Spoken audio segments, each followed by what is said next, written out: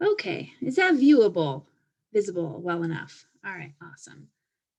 Okay, so like I said, my name is Morgan Crowley. I'm the Habitats and Invasive Species Program Manager for Wildlands Restoration Volunteers.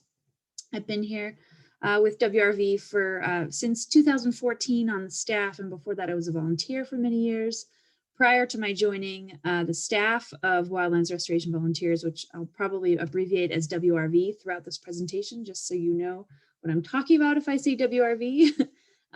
Prior to joining the staff, I worked for the city of Boulder in invasive species management. So I've been fighting Myrtle Spurge in particular for many years now, and I have a particular passion to eradicate it. It is one of my least favorite plants, although I recognize that many people have mixed feelings about it and think that it's actually quite pretty and easy to grow. And so I'll talk about some of the reasons why I think it is, in fact, quite evil as we go through here. And hopefully if anybody is coming from that point of view of like, oh, but it grows so well and it's so xeric and easy and the bees like it, we can convince you otherwise. So we're just going to go through the slideshow here, and there'll be some time for questions at the end. But if you have questions throughout, feel free to unmute yourself and just jump in and ask them. We should have plenty of time to go through this evening.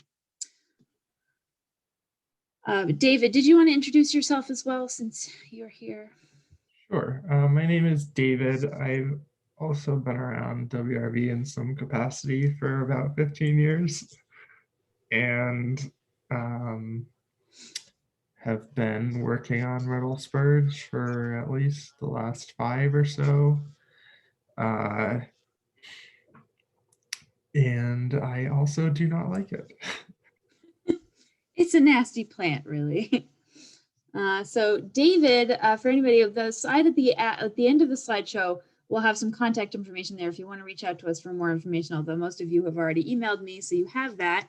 But for anybody who's watching this as a recording, you can reach out to either I or David. However, I will say that this coming spring, you'll probably have better luck getting information from David because I am due to have a baby in probably about a week. So I may not be available for some of the questions that might come up this particular spring. So just to go into a little bit of the background of the plant that we're going to be talking about primarily this evening, which is Myrtle Spurge. The Latin name is Euphorbia mercenites.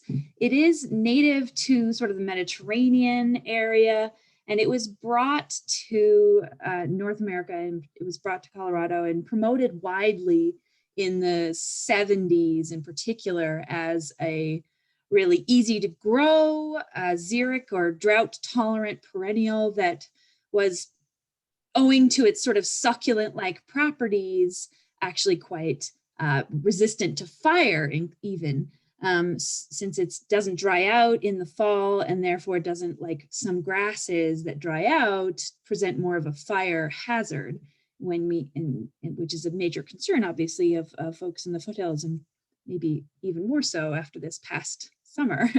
So it was planted all over the place, in particular in foothills areas. People planted it around their homes and their gardens as kind of a fire break, and also as an easy to grow, drought tolerant perennial. And then if after, a number of years, it just sort of started to jump out of those gardens and take over natural areas and just started spreading and spreading and spreading until eventually it became a species of concern for the state, and it got listed. I'm not exactly sure when that took place, to be honest, but it was listed on the state noxious weed list. And the word noxious really just means that the plant has a legal designation. So a noxious weed is one that is legally managed.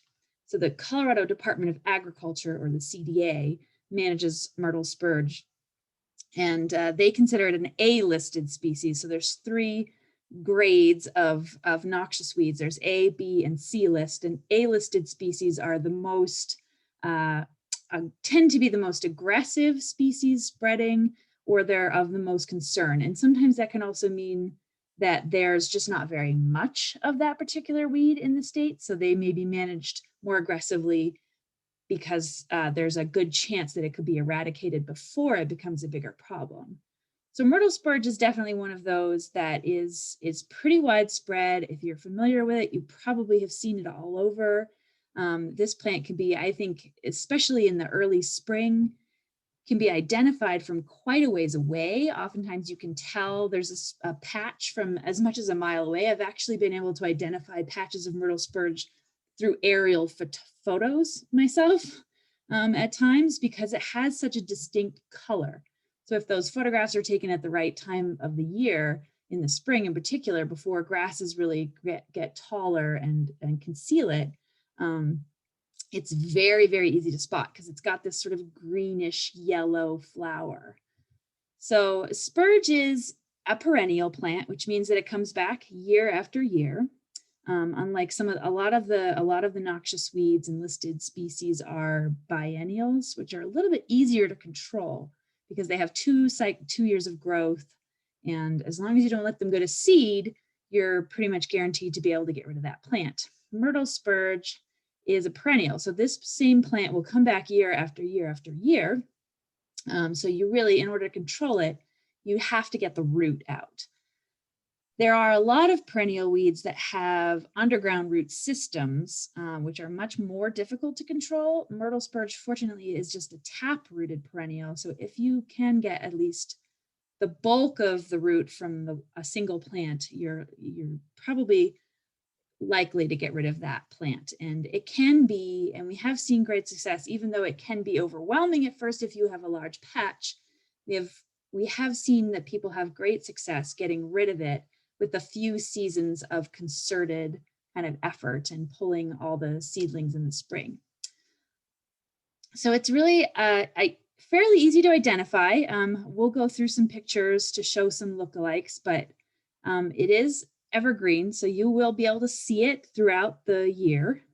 In the springtime, starting now probably, or in the next few weeks, it does bloom quite early. So you'll start to see the emergence of those greenish yellow flowers, which makes it especially easy to identify because it's one of the few things that's blooming this early in the spring. Those yellow flowers at the very top and the bracts, which are sort of the leaves at the very terminal end of the plant, those are also kind of yellowish green. The leaves are arranged in a spiral around the stem. They have kind of a arrowhead sort of shape to them. It is a sort of succulent looking plant, so it's quite, the leaves are thick and waxy, and it reproduces primarily by the seed, which it can actually shoot those seeds like up to 30 feet, which is pretty alarming, and can actually present a major safety hazard if you're pulling it later when the seeds have already started to develop. You can, if you disturb the seeds at the top of the plant when they're fully ripe, they can actually pop off and like shoot. They hit you in the eye. It can be a problem. So like I said, it was introduced as and promoted widely, but it is now under Colorado law a List A species, which means it is required to be eradicated. So if you have this on your property, it is possible to be fined by whichever is the sort of governing body in your area, or whoever's managing the enforcement on that. So in our case, in Boulder County, that's Boulder County Land Use and Code Enforcement. They are the body that can actually fine or put liens on people's properties if you're not showing an effort to get rid of it. That's very rare that happens, and really only actually happens if people are like actively resisting wanting to treat it or pulling, and some people do. But so one of the reasons it's problematic is because it's spreads quite rapidly. So once you have a population, those seeds can shoot quite a distance, and since it tends to grow on rocky, warm, and steep slopes often, it can spread quite a distance very quickly. So if you do have a population that gets out of control, it can really get out of hand and spread quite a distance relatively quickly and takes over the hillside because there's no natural controls for it in our ecosystem. There's nothing here that eats it. No animals eat it, no insects eat it. It is in fact quite toxic. And so it tends to outcompete native vegetation, native wildflowers, which wildlife and in particular pollinators do depend on. A lot of people will say like, oh, but the bees really seem to love it. And it's true, you will see bees on spurge when it's in flower. Part of the reason for that is because it blooms so early in the year. But because it tends to crowd out native wildflowers, and our native pollinators really depend on oftentimes very specific species. So it does in the long term have a detrimental impact on pollinator populations. It can also reduce forage for wildlife for the same reasons by outcompeting native plants. And there's some evidence to suggest that it can actually be slightly allelopathic. And what that means is that it can actually, the plant can release a chemical from its roots, which suppresses other plants from growing. So it actually makes it harder for other things to grow in that area over time. And like I said, one of the biggest issues with myrtle spurge is that it is very toxic. In fact, all members of the Euphorbia genus, and there are many, some of them are native, some of them are quite well known. Poinsettia is actually a Euphorbia as well, and that's something we bring into our homes oftentimes every winter holiday season. But they all members of the genus Euphorbia contain a waxy sap, which is highly toxic. In fact, it is caustic. So if you get it on your skin, it can cause something akin to a chemical burn. These are some sort of horrifying pictures of children who played in spurge and got it on their skin. Some people react very, very, very strongly to it. Others might get a hive, or sometimes people won't react at all. But most people will get some kind of skin irritation, ranging from hives to extremely bad skin rashes and boils. It is extremely dangerous if you get it in your eyes in particular. It will cause an enormous amount of pain and burning sensations, but it's very important that you rinse it out of your eyes as soon as possible if you ever do get it in. And we tend to recommend people go to the emergency room because it can cause blindness if it were untreated. So it's pretty nasty stuff. Obviously, you don't want to eat that either. It's very toxic to, animals and children in particular who are sensitive. And as you can see in this picture, it does tend to take over quickly. So this whole hillside here is covered in sort of greenish yellow flowers of myrtle spurge. So the biggest issue really, is that it has escaped from private property. It was not something that was ever grown on public lands, but a lot of people planted it around their foothills homes, and you'll see it in town as well, but it's more of a problem in the foothills areas because it can spread so quickly on the steep slopes, and because it's spread, and crosses people's boundary lines, infests their neighbors' properties, and has spread and become quite a bit of a problem on public land as well.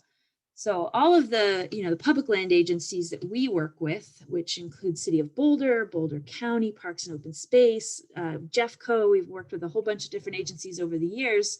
They all have crews and funding to combat this plant on their properties and their lands. And they've had a fair amount of success because they have the funding from the state and other funding sources to address it. What we have found, though, is that, we can continue pulling it on public lands, but if the problem is emerging from private properties, which either are not aware of what it is, or don't know how to get started eradicating it, or don't care to because they like it, then it tends to reinfest those same public properties. So we are, as a nonprofit, funded by the state through grants, as well as through our agency partners, those public land agencies. We have a little bit more flexibility in terms of where we can work. And so for that reason, for the last 6-7 years or so, we have really been focusing our efforts on trying to sort of bridge the gap between what the public land agencies are able to do and helping private property residents get a jump on addressing this. So like I mentioned, we've worked with a bunch of different agencies. Most of our funding comes from Boulder County Parks and Open Space, as well as the Department of Agriculture. And they are the body that regulates these plants. And so it's the CDA that says that this plant is in fact illegal. I often like to joke with our volunteers that it is more illegal than other weeds, which most people are familiar with in Colorado, especially in the last few years. So since, like I said, 2014, we've been reaching out, similar to how you heard about this meeting this evening, to residents in the foothills areas, in particular in unincorporated Boulder County. And we've worked in all of these different neighborhoods throughout the foothills areas. We're trying to focus, well, we were planning to sort of focus more on Sunshine and 4 Mile this year, but we ended up deciding, owing to our inability to do anything last spring, to cast a much broader net this year. So we actually ended up sending out a mailing to almost, I think, all of these different areas, not Golden, Jeffco, and City, but all of the Boulder County unincorporated neighborhoods all received our letter. So we're really trying to just get the word out as much as possible, because we're hoping to do more work this spring than we normally would in a single season, because the lockdown last year around this time prevented us from doing anything. Our organization, fortunately, was able to kind of hold on throughout the lockdown and then continue volunteer events throughout the rest of the season, albeit at limited capacity. We just developed a slate of protocols that allowed us to continue to operate safely. I'm going to admit somebody else from the waiting room here. Hello for whoever just joined us. You're jumping into the middle of a slideshow here, so I'm just going to keep going. But if you have any questions later, I'm happy to address those. So like I was saying, we've developed a slate of protocols which allowed us to continue engaging volunteers to help us do this work. But this year, we're really hoping to focus anywhere people are willing to have us and do as much weed eradication as possible in some of these Boulder foothills neighborhoods. So we're open to applications for assistance from pretty much anywhere in Boulder County. So we have a number of different ways that you can work with us that we have available and that we are funded for, like I mentioned, from Boulder County, as well as the Department of Agriculture. One of the more popular options is, especially for folks who have larger properties or who have very large infestations of Myrtle Spurge. And I will say that, like, that tends to be pretty relative, but folks with properties that are like maybe more than 10 acres and have a significant coverage. So if you have patches of spurge that are almost continuous and not just like plants here and there, we often use percentage cover, but that is sometimes a little bit difficult to visualize. But if you have a patch of spurge that's like nothing but spurge and nothing else is growing there, and it's covering a lot of acreage, we will tend to refer you on to hiring a contractor rather than having volunteers come to pull the plants, primarily because you can just get so much more done if you're willing to spray herbicide. And herbicide, there are herbicides that are very effective against Myrtle Spurge, despite the fact that it is a waxy plant. And so you have to use the right herbicide for sure to make it, to actually kill it. But we do also recognize that a lot of people don't want to use herbicide, and we respect that. So there are contractors. The Boulder County maintains a list of contractors that will treat Myrtle Spurge, and I'm happy to send that out to anybody who's interested in seeing that list. Many of them are herbicide applicators, but there are folks on there who will pull it as well if you're really set on avoiding any kind of herbicide. The reason we recommend that is because we have a limited number of resources with volunteers in order to pull. And if it's a patch that's either unsafe to put volunteers on, like it's on a very steep slope or a very rocky area, or if there's simply too much of it that volunteers wouldn't be able to make much of a dent in it in a period of a day, then we will probably refer you on to a contractor that can be hired. But we do have a cost share program. So we have a limited amount of funding. So this is totally first come, first served. But if people do end up hiring a contractor, either because we've referred them there or because that's just the easier choice for them, we have a cost share fund that we can reimburse up to half of the cost of what you end up paying a contractor to treat it, up to $500. And this is so that we can try to spread out that funding as much as possible.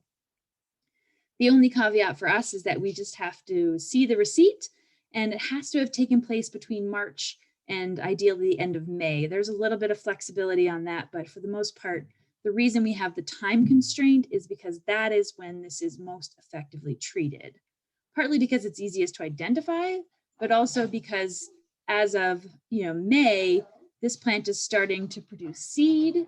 And once it has set that seed, once it's already dropped its seed on the ground, then that population is going to increase in size. There'll be more plants the following year. So we really try to encourage people to treat it before it sets seed so that we're making sure to eradicate as much as possible.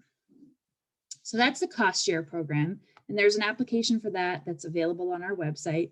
If you go to wlrv.org/weeds, the applications for all of these things are there. I will say that if you go to wlrv.org and navigate to the weeds specific page through our calendar of events, it's actually taking you to a different website. So it's a little bit confusing, but that's to sign up for volunteer projects. You have to navigate to wlrv.org/weeds specifically in order to find these applications. So if there's any confusion there, the easiest thing is to just follow the link, and I'm happy to send that out if anybody would like that. So our other program, which we have, which we've been doing for like 6 or 7 years now, is essentially we send out that mailer, and anybody who's interested in volunteer assistance for their properties can send back an application asking for volunteer help. So as of last year, we are trying to encourage people to get their neighbors together, or to get a few people who are in their area together to apply jointly rather than sending in individual applications. And there's a number of different reasons for that, but mainly we don't have the capacity to send volunteer groups out to a bunch of disparate properties that are very spread apart. So we're really trying to encourage sort of clusters of houses to apply jointly so that we can start to address population centers. And because this plant does tend to spread from one property to the next, this is a much more effective way to treat it. Also, this kind of has the added benefit of building relationships between people's neighbors. And we tend to see that the peer pressure, for lack of a better word, of neighbors contacting their own neighbors is much more effective than individuals responding to us on their own. So we are trying to sort of pilot this new approach where people can kind of get their neighbors together, apply to get assistance from our volunteers, and then we will work with you and your individual little neighborhood to create a plan.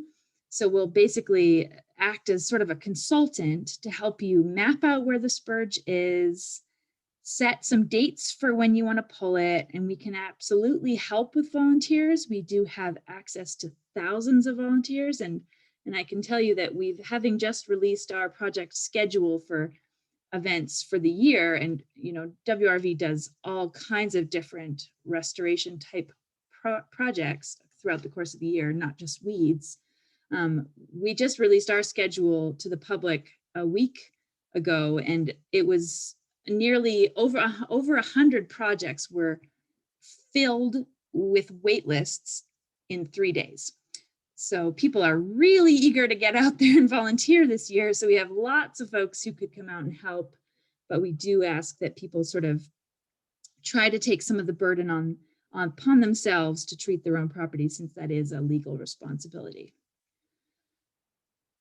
So another thing that we're going to be doing, and unfortunately I haven't had the chance to finish this up quite yet, so it will be coming soon, is I'm also putting together a packet of information which essentially describes how you would go about organizing a volunteer weed eradication campaign for yourself or your neighbors or your whole neighborhood on your own if you decided that you didn't want to work with our organization. We're making that available. It will be completely free and essentially just describes how our process works, so that if you wanted to, you could take that and run with it for yourself.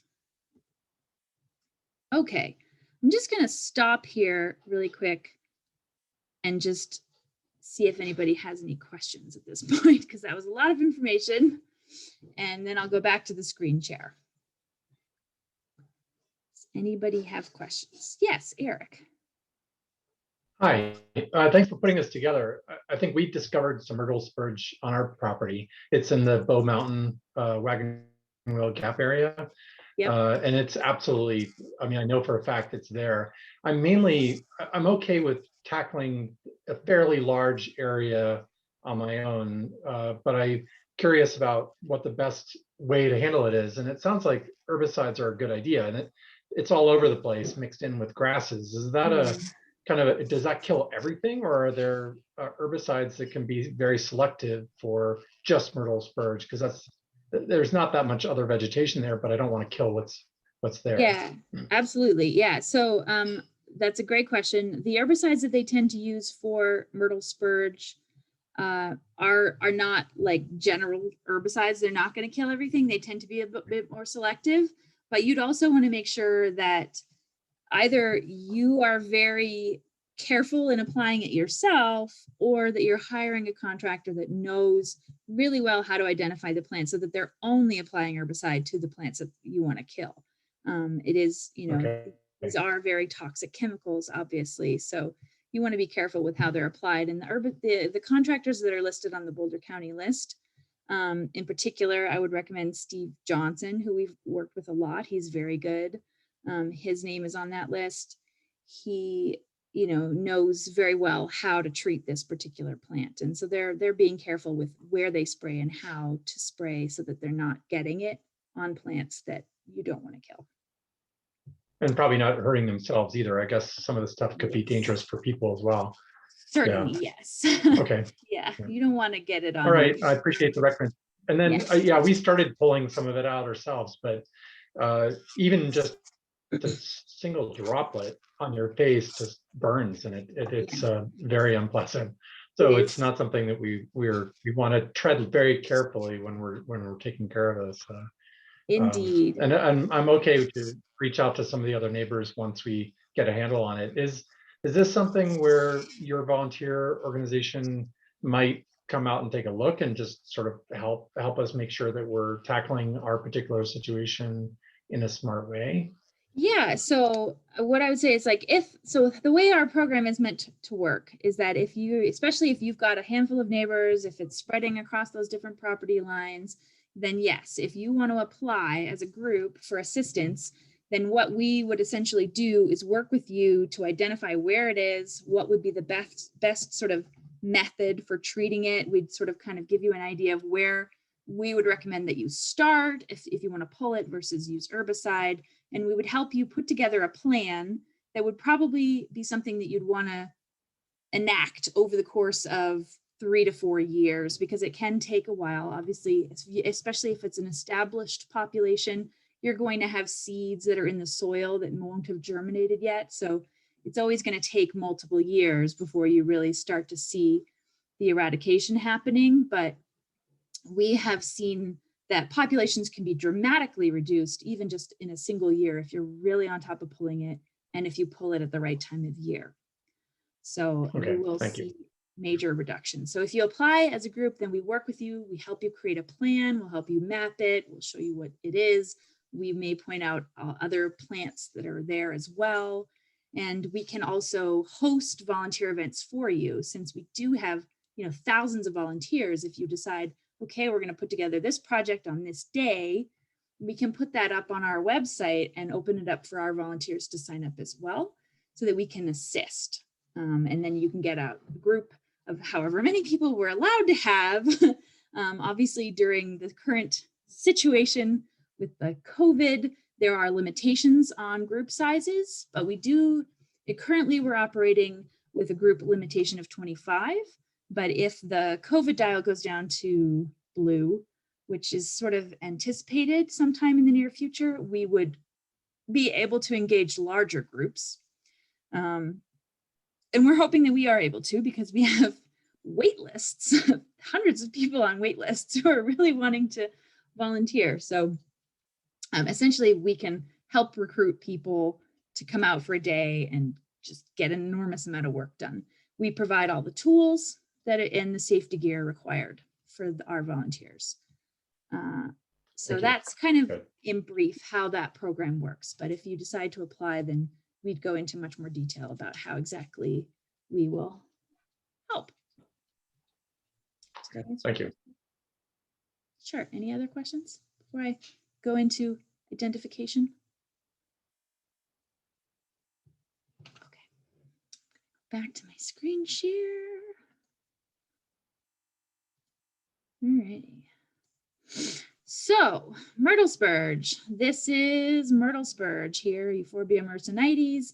It's got that really typical greenish yellow color. This is what it looks like before it flowers. And this is also the reason why it is very commonly mistaken for another plant called Dalmatian toadflax, which it'll be on a slide a little bit later on, but I want to first show you one of the closest lookalikes, which is not common, but is around and is also being planted still. If I can get my thing to advance. Here we go. So this one is Myrtle Spurge. This one is also a spurge. This is Euphorbia rigida. It's extremely similar looking. The only thing that is quite different about it is that it's much more upright. So it's a very, very similar plant. It's similarly toxic. It has similar growth requirements. It just tends to stand up upright like this a little bit more. And the reason I highlight this is because this plant is actually currently being promoted. You can find this plant even in the xeric gardens at the Denver Botanic Gardens, which I find that a little bit alarming, actually, because it's very likely, because it is such a similar plant, it's really quite likely, I think, to do something very similar to Myrtle Spurge if it were planted widely and potentially hybridize with Myrtle Spurge, or just really cause confusion when we're trying to get people to, settle.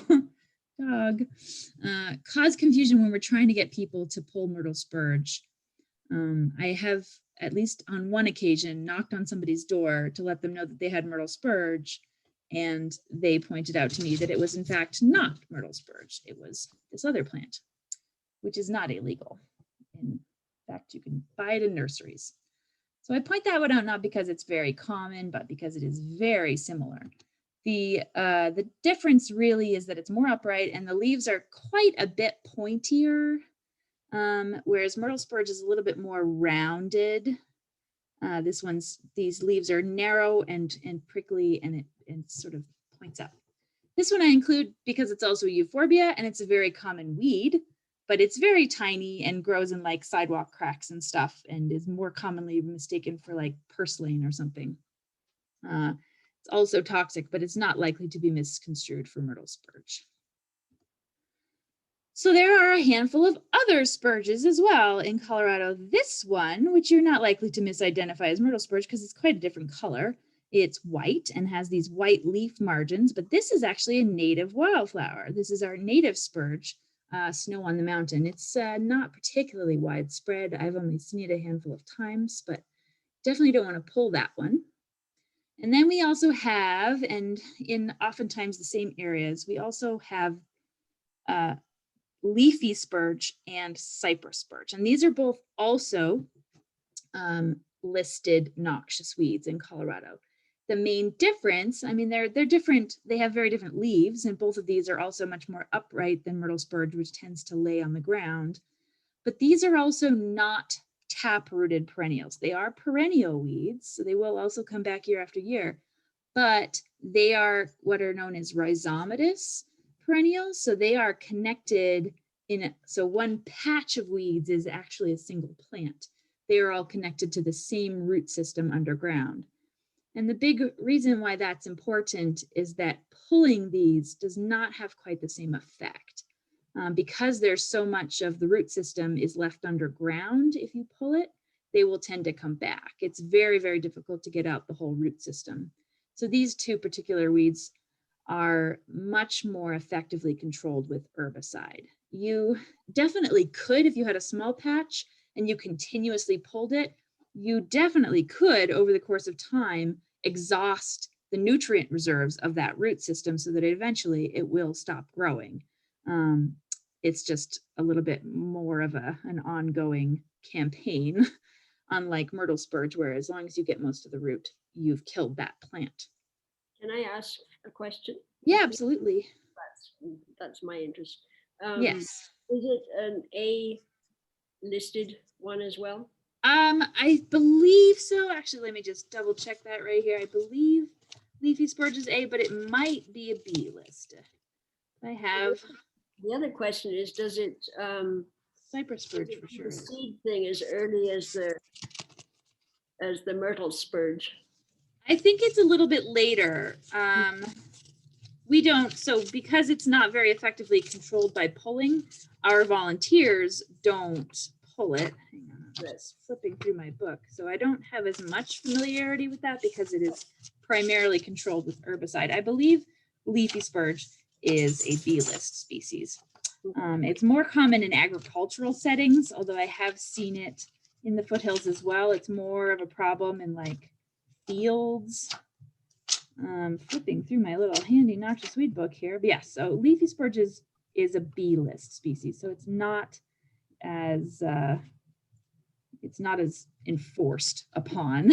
And like I said, it's more common in agricultural settings. So yeah, this says that flowers are more like May to September. So it's a later on the seeding. Cypress Spurge is also a B list or an A list species like Myrtle.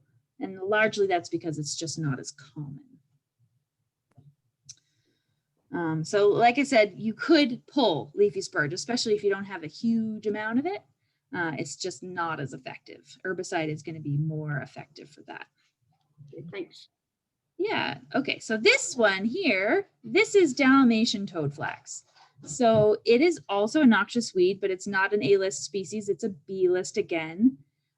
It does look very similar to Myrtle Spurge in the spring when it starts to emerge before they flower. So the main difference is if you pull this, break this plant, it will not have a latex sap. So you won't see that milky white sap that Myrtle Spurge has. I definitely don't recommend testing that with bare hands. You want to wear protective coverings because you don't want to get that sap on your skin. So if you're not sure, don't just go around breaking the plants to see if it has the sap. Oftentimes you will see Dalmatian toadflax will have a flower stalk. It'll have like a brown stalk from the previous year's flower this time of year that's standing upright. If you see that, there's a good chance that it's not Myrtle Spurge because it won't have a flower stalk like that. And Myrtle Spurge doesn't flower on a stalk, it flowers at the tips of the plant leaves. Like the flowers will be here as opposed to on a stem. The flower of Dalmatian toadflax looks more like a snapdragon or a pea though.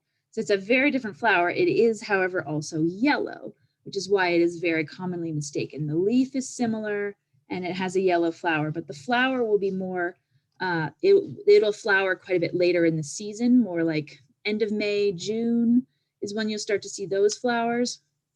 And like I said, it doesn't have the toxic sap.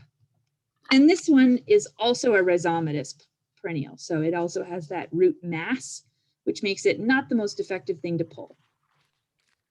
Excuse me, sorry, if I'm hesitating, it's because I have hiccups all the time because I'm very pregnant. So this one actually does have what's called a biocontrol on it. So the land agencies have released a small bug called a stem mining weevil, which eats this plant. So it's you'll often see little tiny holes in the leaves, and if you break open the stem, you can actually see the little tunnels that this weevil, which is like a tiny little beetle, causes, and it'll eat out the inside of the stem of the plant. Oftentimes it doesn't necessarily kill whole populations, but it will take enough of the nutrient reserves out of the plant that it prevents it from setting any kind of viable seed and continuing to spread. So the stem mining weevil, which is a biocontrol, is fairly effective in the control of this.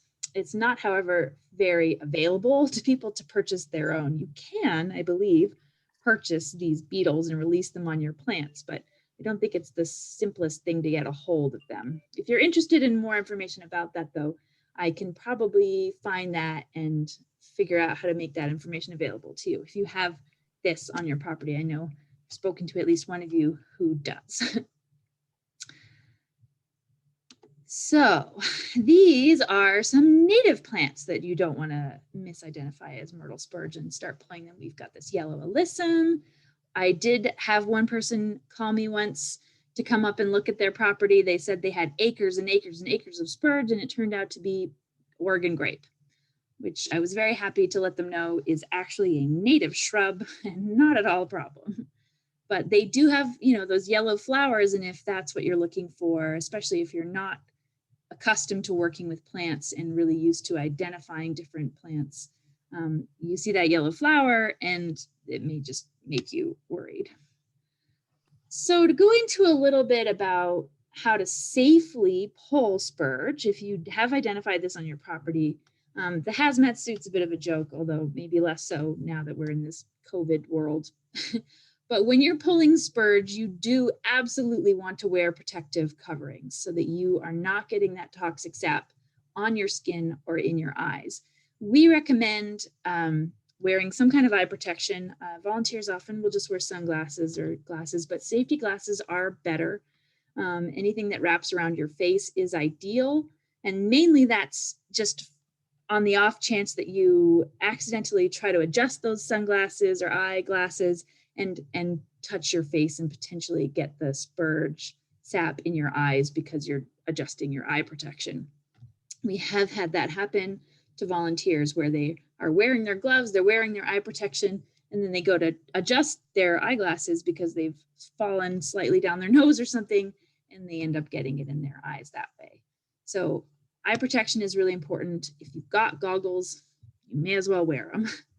And then you want to have chemical resistant gloves. So like any kind of heavy duty rubber gloves. Kitchen gloves are really not strong enough because they can tear easily. And because we have so many cactuses in our hillsides, you'll often end up with cactus thorns in your fingers because the gloves just aren't thick enough to protect you.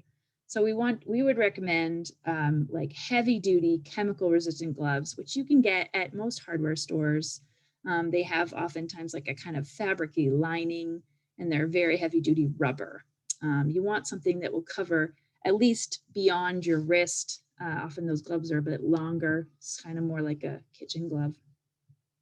You don't want to wear leather gloves, fabric gloves, or the neoprene gloves that have like the rubbery sort of dots on the hand, but are fabric otherwise, because the spurge sap will just soak right through that, and it can still get on your skin that way. We also recommend that people just wear long pants, long sleeves, sturdy boots. Mainly that's for so that you don't get it on your skin, but also to protect you because these plants tend to grow in rather rugged, rocky environments with a lot of cactus. So it's just, you're safer if you are prepared. And then, with our volunteers, and what we recommend is to have eye wash and Technu on hand. So Technu is a kind of gritty soap, which is most commonly marketed for poison ivy. It's very effective against poison ivy because it has like an oil in it so that it helps to actually get the oil of poison ivy off your skin.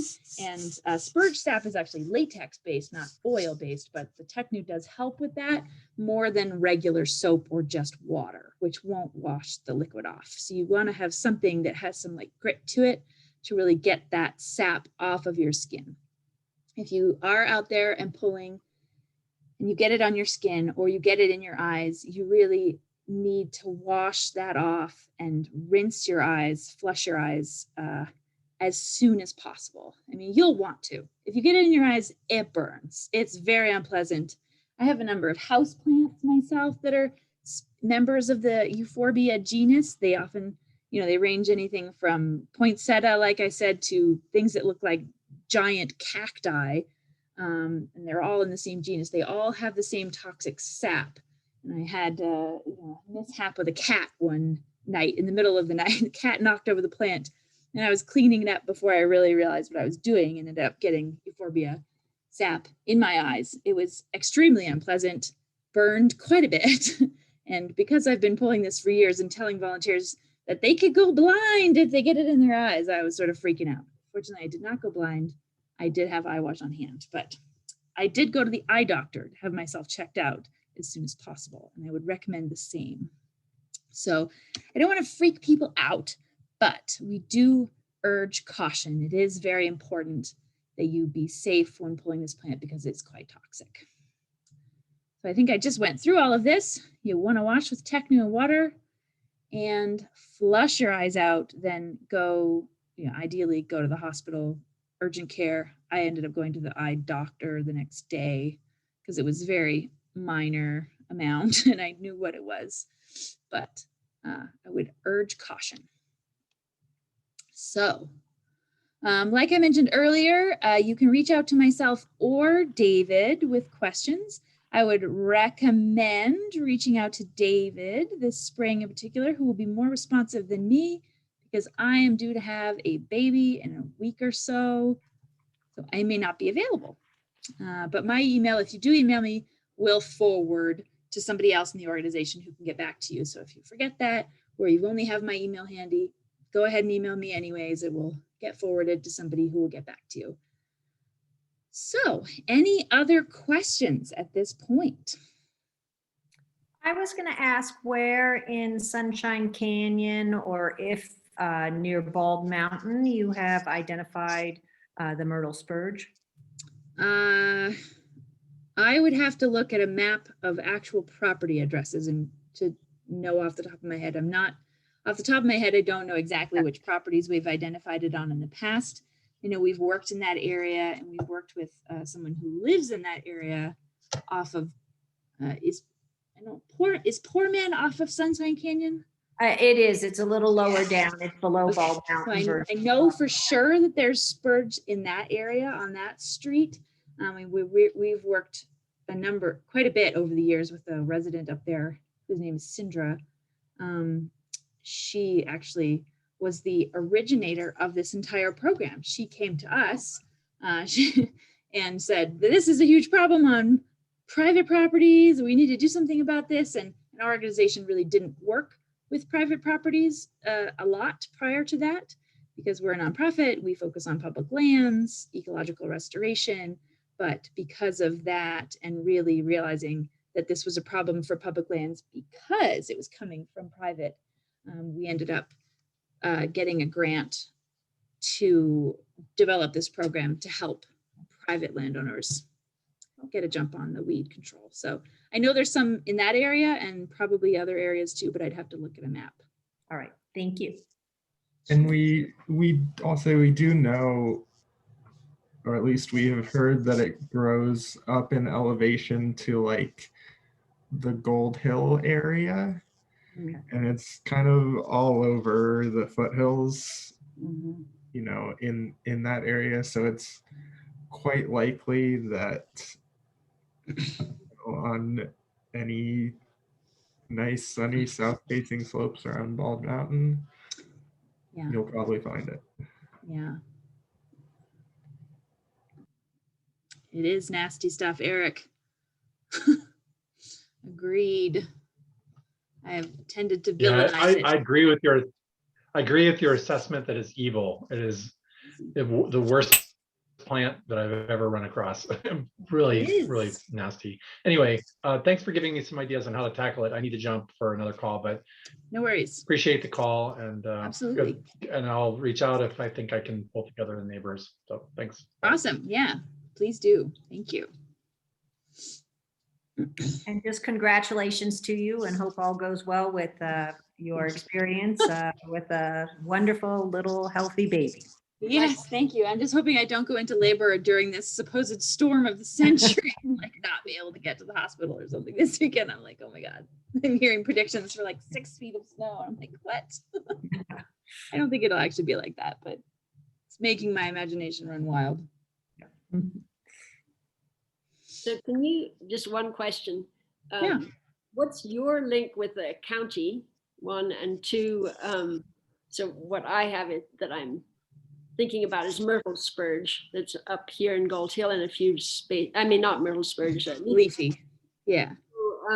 Who would what group or whatever of the county would I get in touch with, presumably, if I wanted to tackle that with neighbors? And I presume it's not Wildlands Restoration Volunteers. Yeah. That's a good question. So off the top of my head, I would send you to the Boulder County weed and pest, I'm forgetting his title now, the county weed coordinator, I think is his title. His name is Steve Sauer. Okay. I will say he can be a little bit difficult to get a hold of. We might, but he's the county weed coordinator, so he would be the best person to reach out to for resources. I am happy to send you the list of contractors, because those same contractors would be able to treat leafy spurge if you're open to using herbicide on it.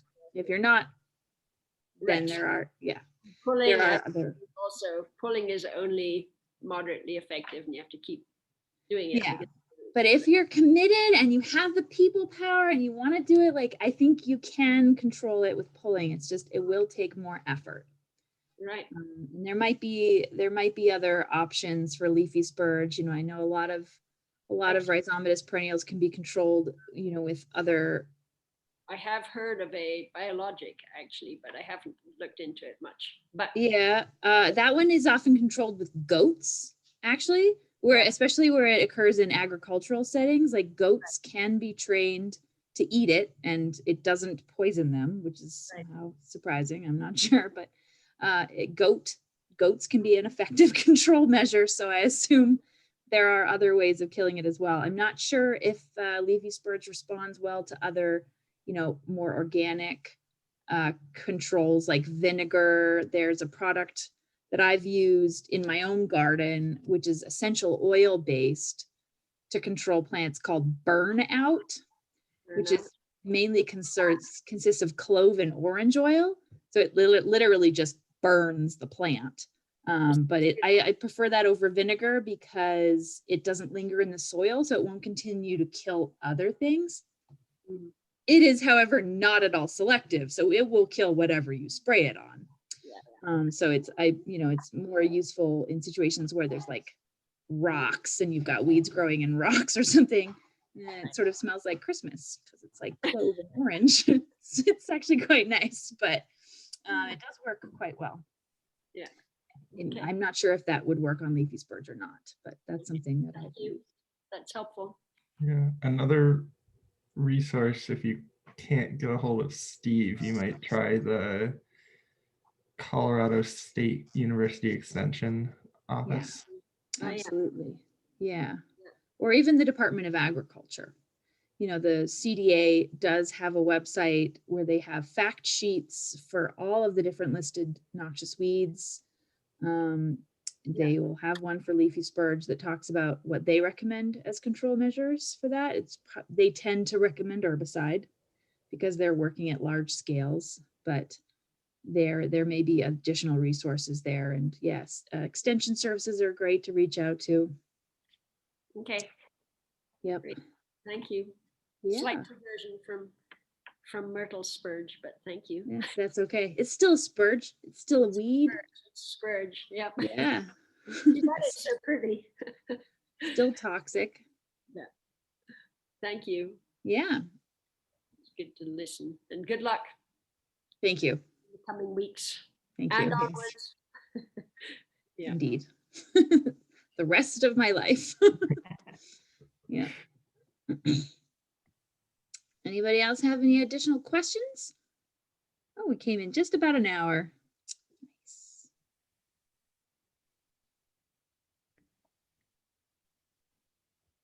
If not, then we'll go ahead and wrap this up. Like I said, you can reach out to us. I'm just going to put this website right in the chat so you can find the right website, because like I said, it's a little bit confusing. It's a little bit confusing on our website. If you navigate to and you find our volunteer page, you can filter and show only weed related projects, but it makes it seem like you're going to the weeds website, but it actually takes you to a different platform. It's a little confusing. So that is the website to find where our applications are if you want to apply for assistance from us.